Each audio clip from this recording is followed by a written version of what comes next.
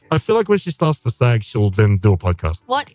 Like when they start to get lower, you know? What are you talking about? When she... I say up here, a woman would have a podcast, right? But when you get to about here, That's podcast then. it's time to start a podcast. Yeah. When you can do this, Oh, then it's time to start a podcast. Kris Jenner. Kris Jenner.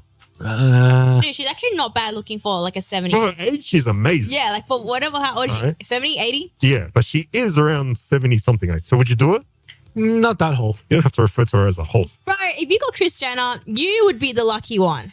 That is kind of true. Yeah, are you serious, Kris Jenner? Yeah, like you would have bragging rights. She would have zero bragging rights. She would being not with even you. mention you. She'd be like, don't tell anyone. That's actually true. You really aren't in a position to judge Kris Jenner. Okay, I have yeah, that one.